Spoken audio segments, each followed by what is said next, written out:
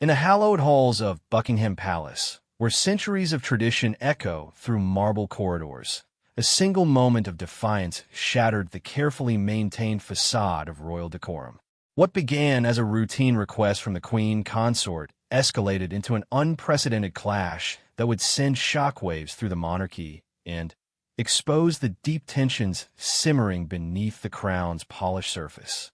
The Queen's legendary Bentley State Limousine, a symbol of power and prestige that had carried Her Majesty through decades of state occasions, had become the unlikely catalyst for a confrontation that nobody saw coming. When Camilla's entitled demand met the unwavering principles of a decorated royal guard, the collision course was set for an explosive encounter that would challenge everything the palace staff thought they knew about hierarchy, respect, and loyalty. This is the story of how one man's courage to speak truth to power ignited a crisis that reached the very top of the British establishment, forever changing the dynamics within the royal household and revealing the human drama behind the crown's carefully orchestrated image. The morning sun cast long shadows across the courtyard of Buckingham Palace as Staff Sergeant Michael Harrison adjusted his ceremonial uniform for what he believed would be another routine day. Having served the royal family for over 15 years, Harrison had witnessed the ebb and flow of palace life through multiple generations. He had stood guard during state visits, protected dignitaries, and maintained the sacred traditions that defined the monarchy. Nothing, however, could have prepared him for the events that would unfold on this particular Tuesday in November. Harrison's reputation within the Royal Protection Unit was sterling. His colleagues respected his unwavering dedication, his attention to detail, and, most importantly, his deep reverence for the late Queen Elizabeth II. She had personally commended him twice for his service, moments that remained among his most treasured memories. The Queen's recent passing had left a profound void in Harrison's life, as it had for millions around the world, but nowhere was that emptiness felt more acutely than within the palace walls where her presence had been a constant for over 70 years. The Bentley State Limousine that sat in the royal garage was more than just a vehicle. It was a rolling monument to Queen Elizabeth's legacy. Custom-built for her Golden Jubilee in 2002, the armored limousine had carried Her Majesty through countless state occasions. Its bulletproof glass had protected her during public appearances, its handcrafted interior had provided comfort during long ceremonial journeys, and its distinctive presence had become synonymous with royal authority.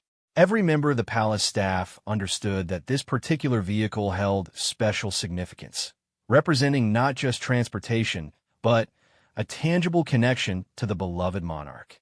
As Harrison began his morning patrol, the palace buzzed with its usual activity. Housekeeping staff moved efficiently through the corridors, preparing rooms for the day's appointments. Kitchen workers began preparations for various meals and functions. Garden staff tended to the meticulously maintained grounds that surrounded the historic building. The rhythm of palace life continued much as it had for decades, though everyone could feel the subtle changes that had emerged since the transition to King Charles III's reign. The new king had already begun implementing his vision for a more streamlined monarchy, but these changes came with their own set of challenges. Staff members found themselves navigating new protocols while maintaining respect for long-established traditions. Some embraced the evolution, seeing it as necessary modernization. Others, particularly those who had served for many years, struggled with departures from familiar routines that had defined their professional lives. Queen Camilla's role in this changing landscape was particularly complex. As the new queen consort, she was establishing her own household protocols while being mindful of the deep affection and loyalty that staff members had felt for Queen Elizabeth. The transition required delicate handling, as even well-intentioned changes could be perceived as disrespectful to the previous monarch's memory. Harrison was completing his inspection of the garage area when he received word that Queen Camilla wished to speak with someone from the Royal Protection Unit about vehicle arrangements. He made his way to the designated meeting room, assuming this would be a standard briefing about upcoming engagements or security protocols. The Queen Consort was known for being thorough in her planning, often requesting detailed explanations of procedures and logistics.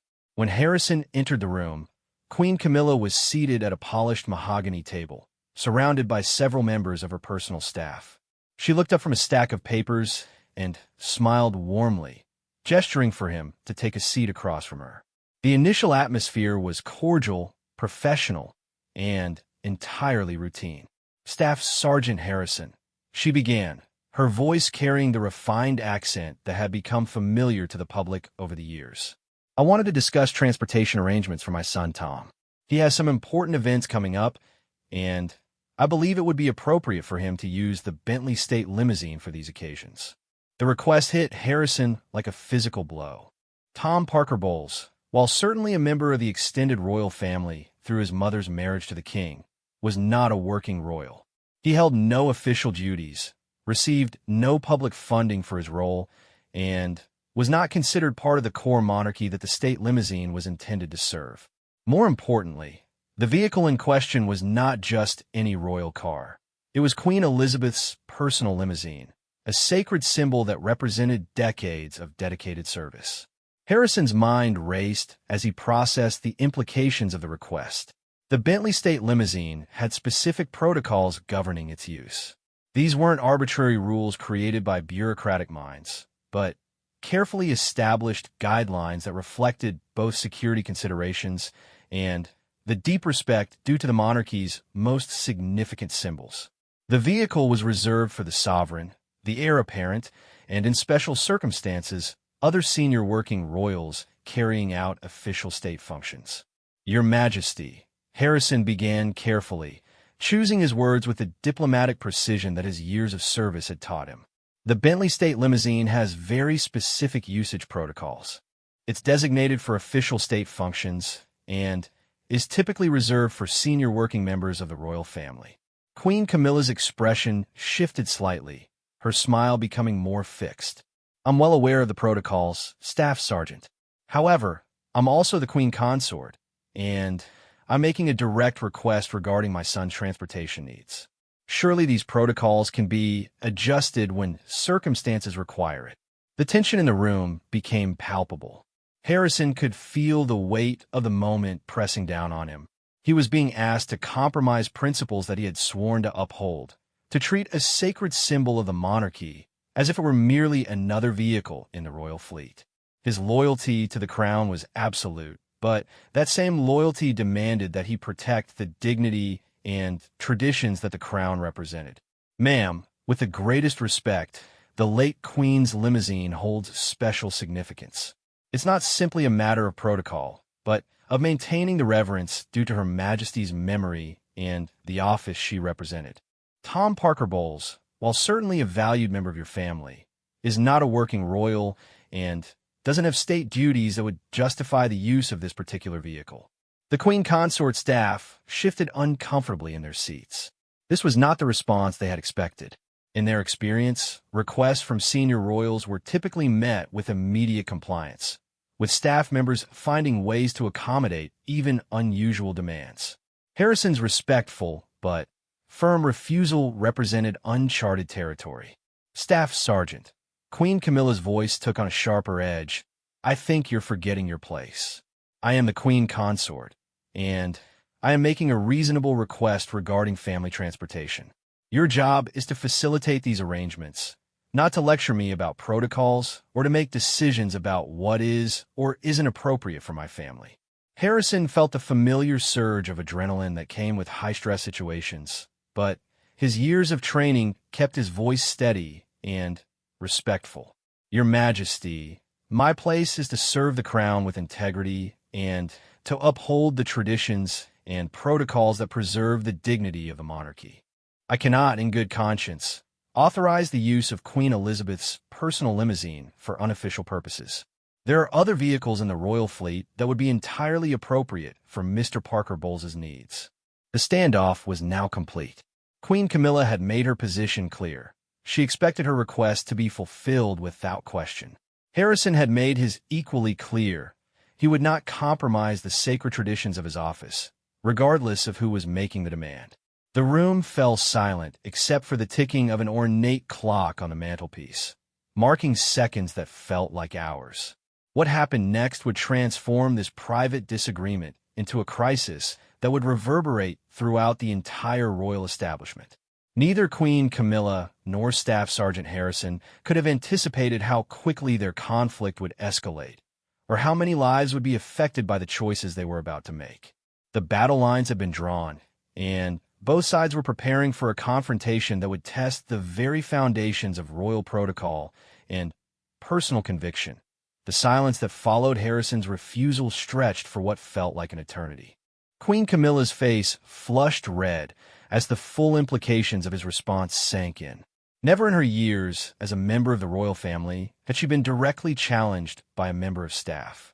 The carefully maintained hierarchy that governed palace life seemed to crumble before her eyes as this uniformed man sat calmly across from her, refusing to bow to her authority. "I beg your pardon?" Queen Camilla's voice rose significantly, causing her staff members to exchange nervous glances. "Did you just refuse a direct request from your queen?" Harrison remained seated, his posture straight and professional, but his eyes betrayed the intensity of emotion building within him. Years of witnessing Queen Elizabeth's grace, dignity, and unwavering commitment to duty had shaped his understanding of what the monarchy represented. To see that legacy potentially diminished by what he perceived as an inappropriate request ignited something deep within his soul. "Your Majesty," Harrison began, his voice growing stronger with each word, "I have served this monarchy faithfully for over 15 years. I have protected members of the royal family with my life, stood guard in rain and snow, and never once questioned my duty to the crown.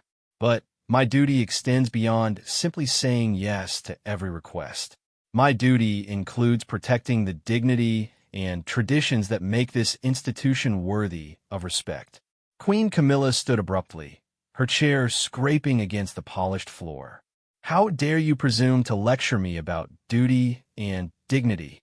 I am your queen, and you will do as I command." The words hung in the air like a challenge thrown down between medieval knights. Harrison slowly rose to his feet, his 15 years of military bearing evident in every line of his body. The moment had arrived when he would either compromise everything he believed in or take a stand that could destroy his career. "Ma'am, with the greatest respect," Harrison's voice began to crack with emotion, "you are not my queen. Queen Elizabeth II was my queen. She earned my loyalty through decades of selfless service, through her unwavering commitment to duty over personal comfort, and through her deep respect for the traditions and protocols that you now ask me to ignore." The room erupted into gasps from Queen Camilla's staff.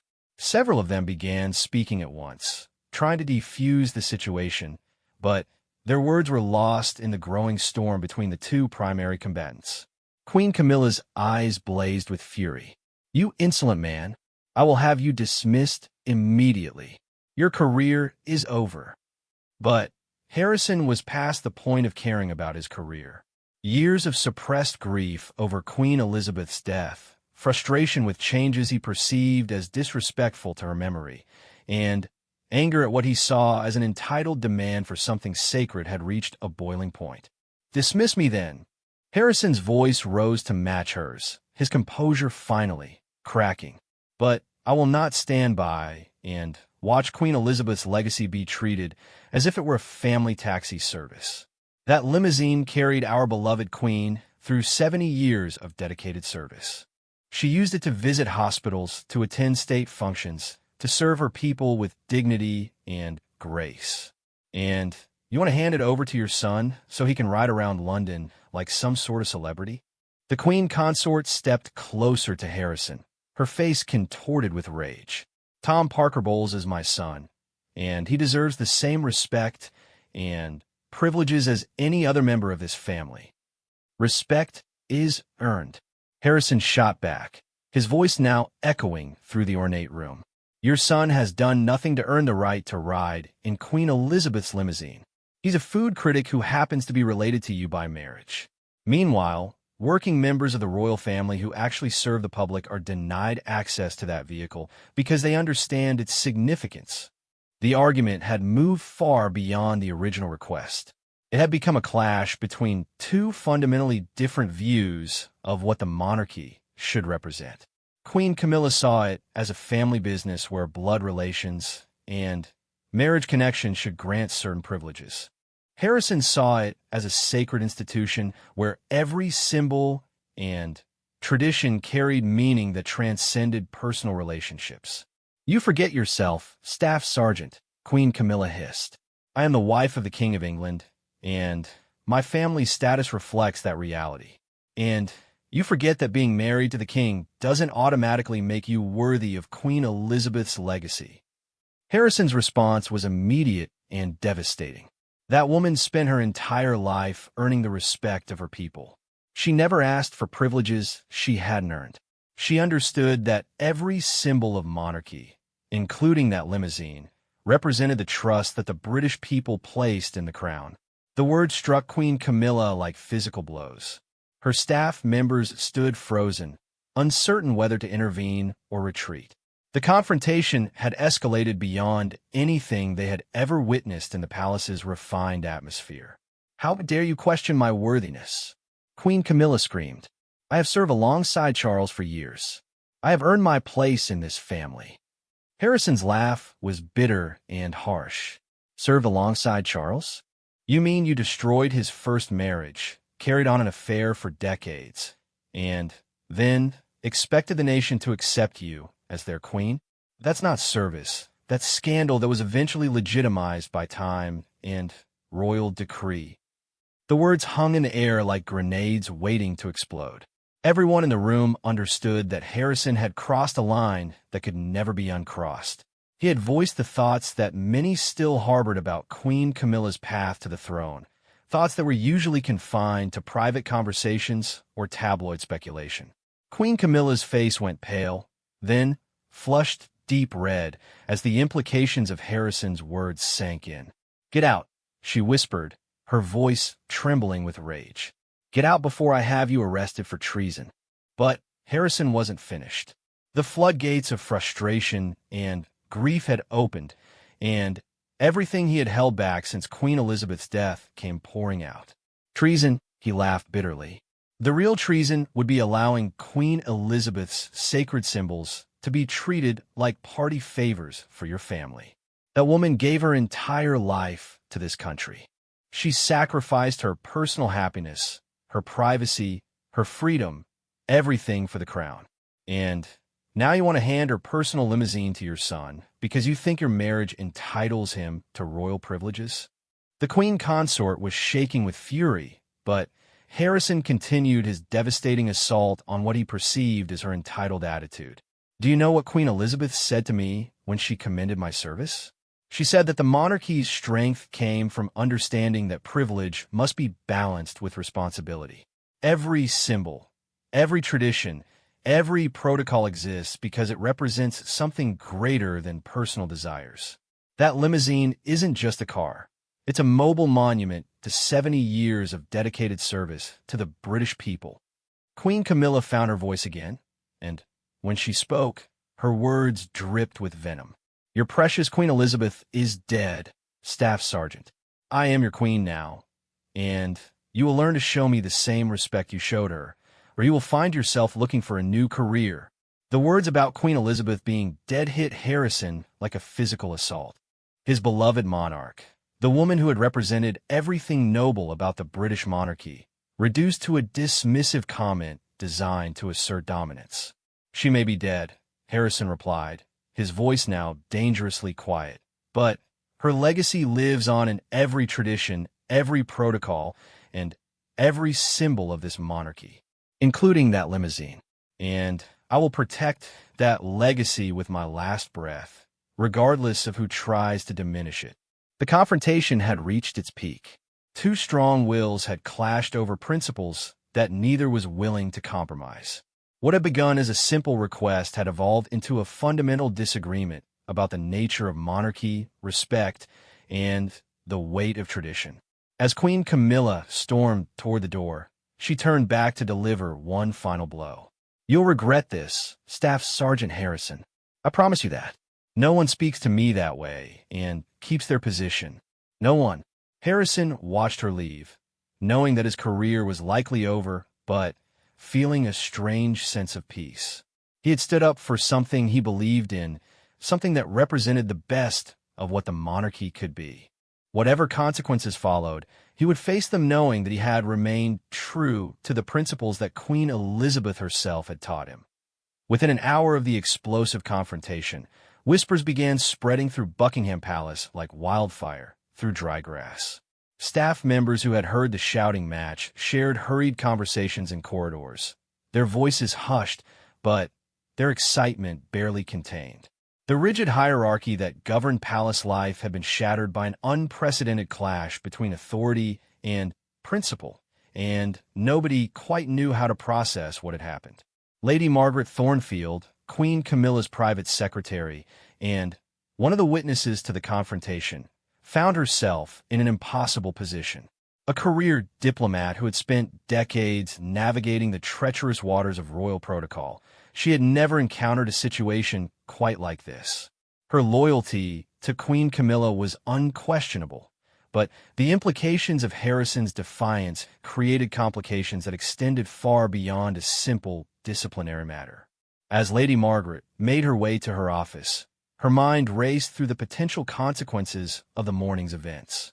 Staff Sergeant Harrison wasn't just any palace employee.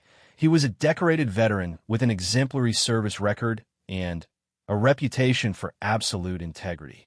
His sudden dismissal would raise questions that the palace might find difficult to answer, especially if details of the confrontation became public knowledge. The first crisis meeting was called for noon, bringing together senior staff members from across the royal household.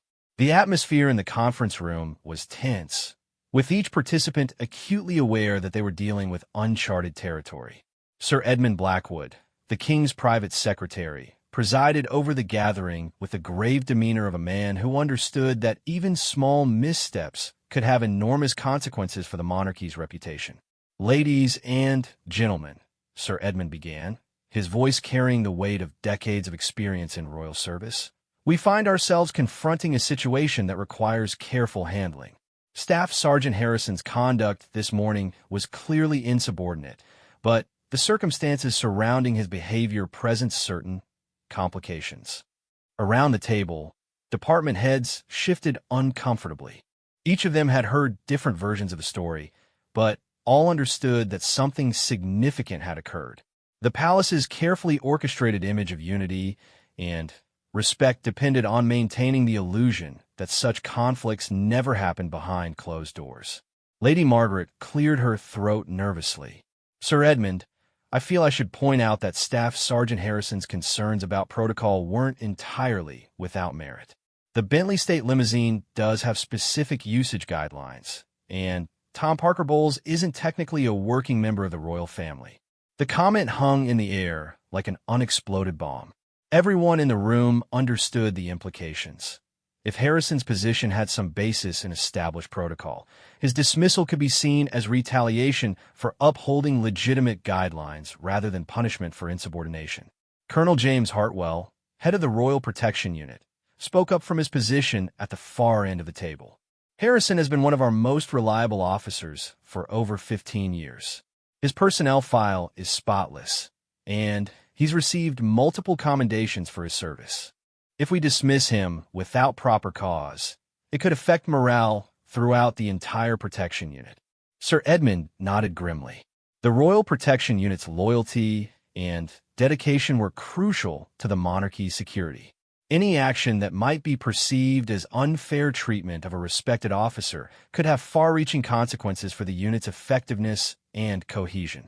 Meanwhile, in a different wing of the palace, Queen Camilla was conducting her own crisis meeting with her personal staff. Her anger from the morning's confrontation had not diminished. If anything, it had intensified as she reflected on Harrison's words and their implications. The suggestion that she had not earned her position, that her son was unworthy of royal privileges, and that her authority was somehow less legitimate than Queen Elizabeth's had struck at her deepest insecurities about her role. "I want that man gone," Queen Camilla declared to her assembled staff. "I don't care about his service record or his commendations. He spoke to me in a manner that was completely unacceptable, and I will not tolerate such disrespect from any member of palace staff. Her equerry, Michael Fairfax, a diplomatic man who had served the royal family for many years, approached the subject delicately.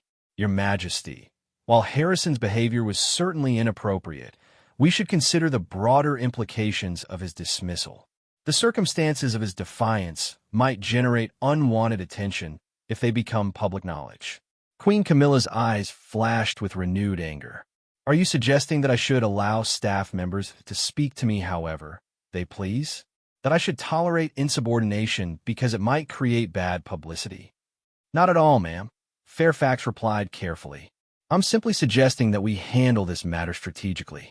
Perhaps a transfer to a different position or early retirement with full benefits might accomplish our goals without creating additional complications. But Queen Camilla was in no mood for diplomatic solutions.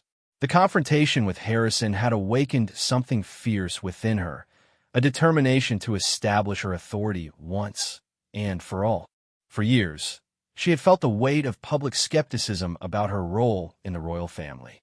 She had endured whispers about her past, speculation about her worthiness, and comparisons to the beloved Queen Elizabeth.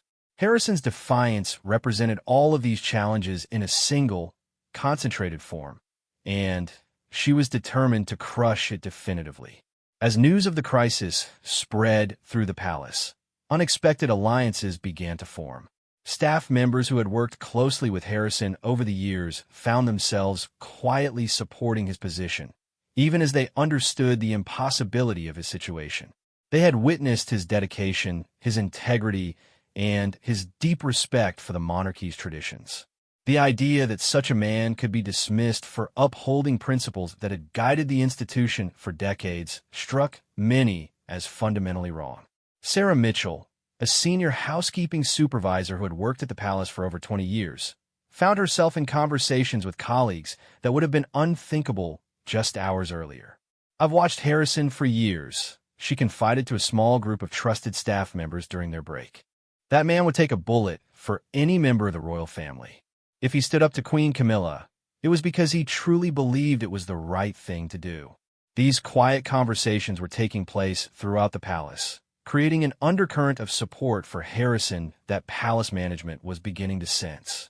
The situation was becoming more complex with each passing hour, as what had begun as a simple disciplinary matter evolved into a broader question about authority, tradition, and the competing loyalties that existed within the royal household. The afternoon brought another complication when King Charles III returned to the palace from his official engagements.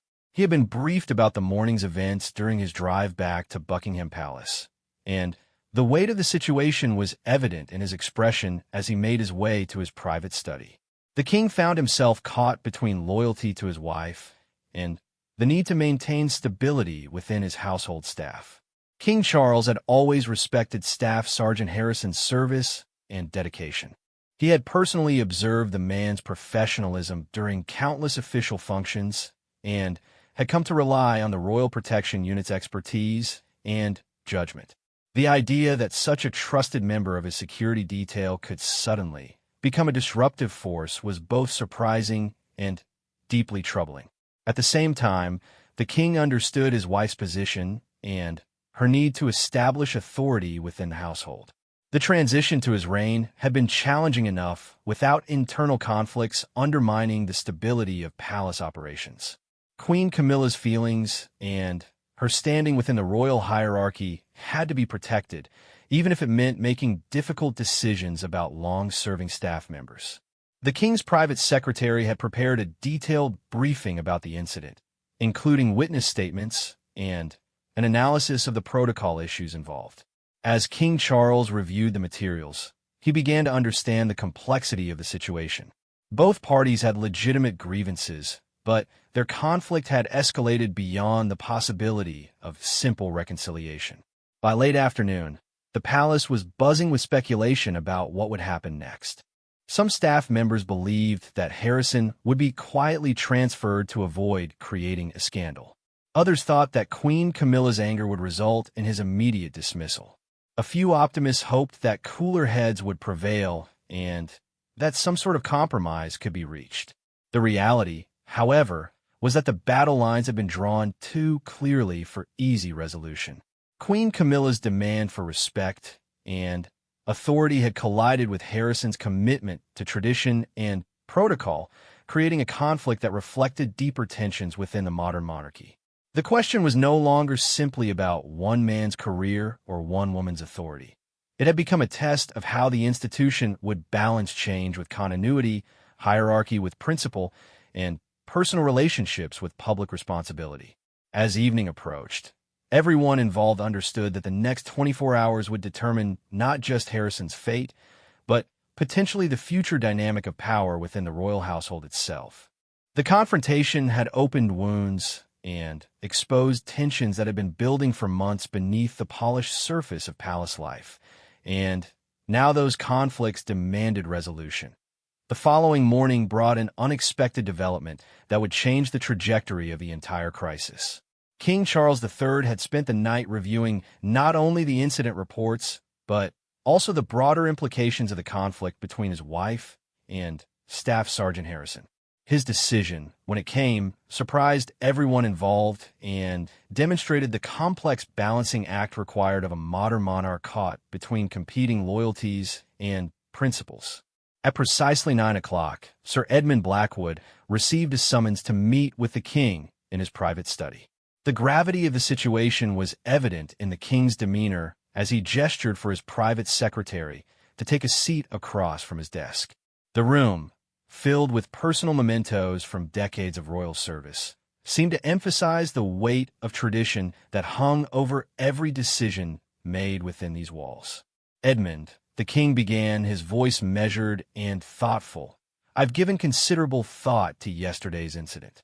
While I cannot condone Staff Sergeant Harrison's manner of speaking to the Queen Consort, I find myself troubled by the circumstances that led to his outburst." Sir Edmund nodded carefully, sensing that the king had reached a conclusion that might not align with Queen Camilla's expectations for swift retribution. King Charles continued, "The Bentley State Limousine is indeed a symbol of great significance, and the protocols governing its use exist for important reasons. Harrison's commitment to protecting those protocols, while expressed inappropriately, reflects a dedication to royal traditions that I cannot simply dismiss." The king's words revealed the careful thought he had given to the competing claims of authority and principle that lay at the heart of the conflict. As someone who had spent his entire life preparing for the throne, he understood both the need to establish clear hierarchies and the importance of maintaining the traditions that gave the monarchy its legitimacy.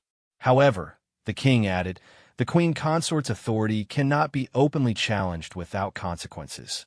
The household staff must understand that respect for the royal family is non-negotiable, regardless of the circumstances. Sir Edmund recognized the delicate balance the king was attempting to strike. "What would your majesty like me to arrange?"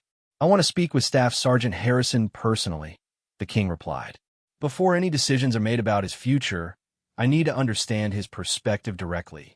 I also want a comprehensive review of all vehicle usage protocols to ensure that they're clear, reasonable, and properly communicated to all family members." This decision represented a significant departure from normal palace procedure. Kings typically did not involve themselves directly in disciplinary matters involving household staff, preferring to work through established administrative channels. King Charles's choice to meet personally with Harrison signaled that he understood the broader implications of the conflict and was determined to address them thoughtfully. When Harrison received word that the king requested his presence, he felt a mixture of anticipation and resignation. His career was almost certainly over, but at least he would have the opportunity to explain his actions to someone who might understand the principles that had motivated his defiance. The meeting took place in the king's study at 2 o'clock that afternoon. Harrison entered wearing his full dress uniform, his bearing as professional as ever despite the circumstances. King Charles gestured for him to sit, creating an atmosphere that was formal but not adversarial. "Staff Sergeant Harrison," the king began, "I've been briefed about yesterday's incident, but I wanted to hear your perspective directly. Can you explain what led to your confrontation with the Queen Consort? Harrison had rehearsed this moment in his mind dozens of times, but actually speaking to the king required him to marshal all of his diplomatic skills. Your Majesty, I deeply regret the manner in which I spoke to Queen Camilla. There is no excuse for my loss of composure, and I take full responsibility for that failure. The king nodded, appreciating Harrison's willingness to accept responsibility while waiting to hear his explanation. However, sir, Harrison continued, I felt compelled to protect the integrity of protocols that exist for important reasons. The Bentley State Limousine is not simply another vehicle in the royal fleet. It represents your late mother's legacy and the dignity of the crown itself. When I was asked to authorize its use for unofficial purposes, I couldn't reconcile that request with my oath to protect the monarchy's traditions and symbols. King Charles listened intently, recognizing in Harrison's words the same deep respect for royal traditions that had shaped his own understanding of monarchy. You served my mother faithfully for many years, didn't you, Sergeant? Yes, sir. She honored me with her trust, and serving her was the greatest privilege of my life. Everything I know about duty, honor, and service to the crown, I learned from watching her example. The king was quiet for several moments, clearly weighing Harrison's words against the broader implications of the crisis. When he spoke again, his voice carried a note of understanding that surprised Harrison. Sergeant, your dedication to my mother's memory and to the traditions of this institution is admirable. However, the monarchy must also evolve and adapt to changing circumstances. The Queen Consort deserves the respect and support of all palace staff as we navigate this transition period together. Harrison nodded, understanding that the king was offering him both recognition and a gentle correction. I understand, sir. My methods were wrong, regardless of my motivations. What happened next would become legendary within palace circles. King Charles made a decision that demonstrated both wisdom and political acumen while addressing the legitimate concerns of all parties involved. Staff Sergeant Harrison, I'm offering you a choice. You can accept a transfer to the Royal Protection Unit at Windsor Castle, where you'll continue your security duties in a different environment. Alternatively, you can take early retirement with full benefits and my personal commendation for your years of faithful service. The offer surprised Harrison, who had expected dismissal or worse. The king was providing him with options that preserved both his dignity and his financial security while removing him from the immediate source of conflict. There is, however, one condition, the king added. I want your word that this incident will never be discussed outside of palace walls.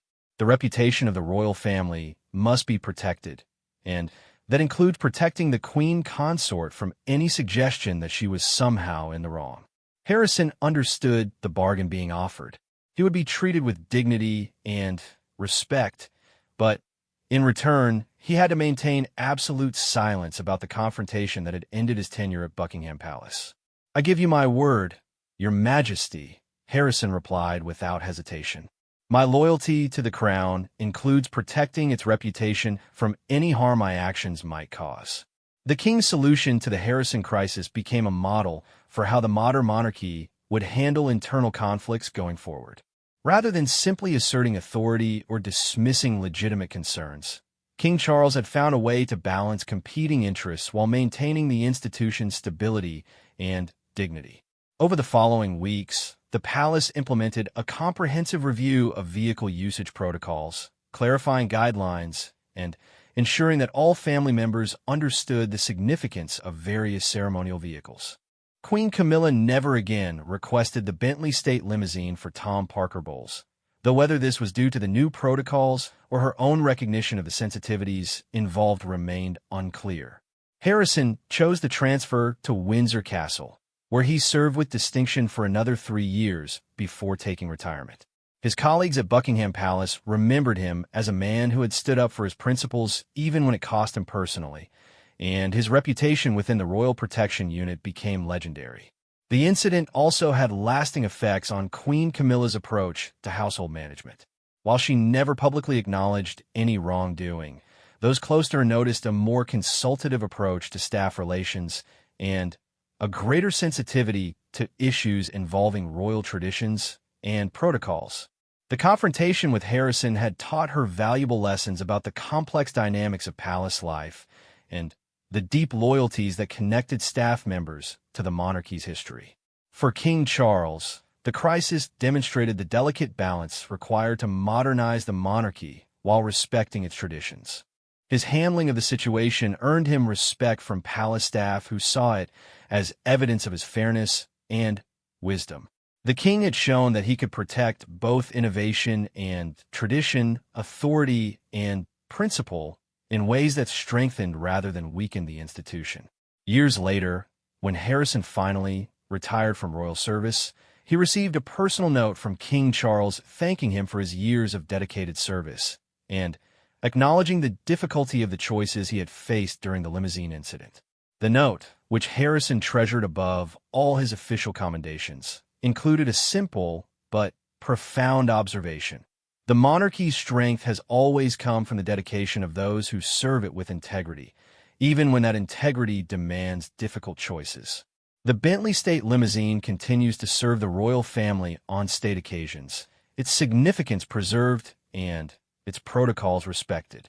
It remains a powerful symbol of Queen Elizabeth's legacy and the enduring traditions that connect the modern monarchy to its storied past. The vehicle that once sparked a crisis ultimately became a reminder of the importance of balancing respect for tradition with the need for thoughtful evolution.